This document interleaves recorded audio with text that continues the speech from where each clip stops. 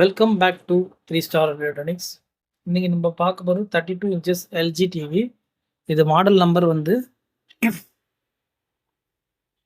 Model number 32LJ 530D.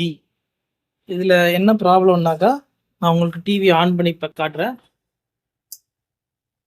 பாருங்க. எல்ஜின்றது அப்படியே ஃப்ளிப்பாக இருக்குது.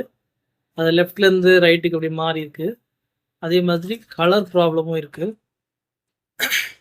பாருங்க. ஏவின்றது விஏன்னு காட்டு, விஏன்னு வருது. ஏவின்றத இந்த எழுத்தெல்லாம் பாருங்க அப்படியே உல்ட்டாவாக இருக்குது.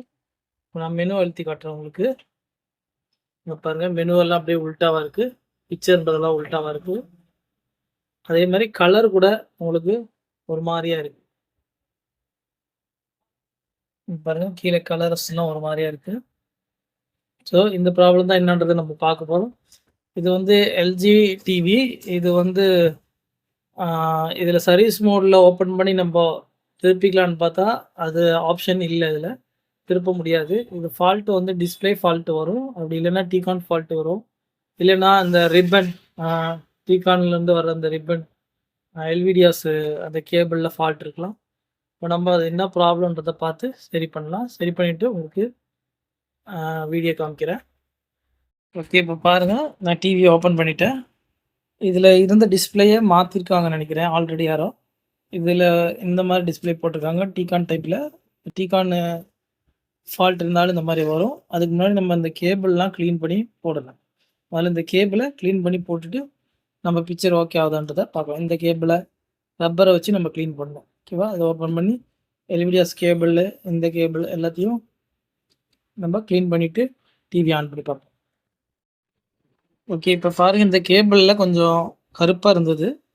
அதை நான் க்ளீன் பண்ணியிருக்கேன். ஃபுல்லாக க்ளீன் பண்ணிவிட்டு கருப்பு கருப்பாக இருந்தது, அதை க்ளீன் பண்ணி நம்ம ரப்பரை வச்சு நல்லா க்ளீன் பண்ணணும். லைட்டாக சுரண்டிக்கணும், ரொம்ப சுரண்டக்கூடாது, அது டேமேஜ் ஆகிடும். இந்த ஸ்டிப்பு வந்து டேமேஜ் ஆகிடும். ஸோ லைட்டாக சுரண்டிக்கிட்டு அதுக்கப்புறம் ரப்பரை போட்டு நல்லா க்ளீன் பண்ணிவிடுங்க. க்ளீன் பண்ணிவிட்டோம். இப்போ நம்ம இதை போட்டு பார்க்கலாம்.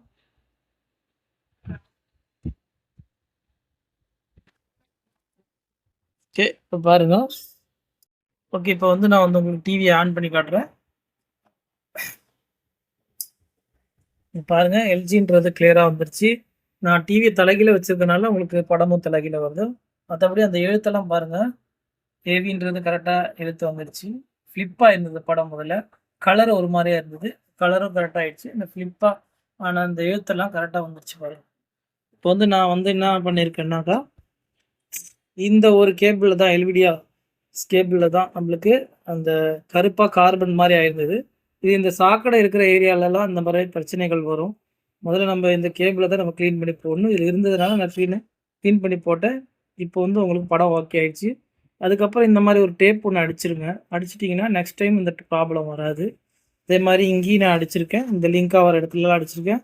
அதே மாதிரி இந்த கேபிளையும் நீங்கள் க்ளீன் பண்ணி போட்டுருங்க. நான் இந்த டேபிளை க்ளீன் பண்ணோடனே படம் சரியாயிடுச்சு. இருந்தாலும் இதுலேயும் உங்களுக்கு டஸ்ட்டு இருக்கும், அதையும் க்ளீன் பண்ணி போட்டுருங்க. வேறு பிரச்சனை எதுவும் வராமல் இருக்கும். ஓகே, இந்த மாதிரி ஃபால்ட்டு வந்ததுன்னா நீங்கள் ஸ்டிப்பை க்ளீன் பண்ணி போட்டு பாருங்கள், படம் வந்து ஓகே ஆகிடும்.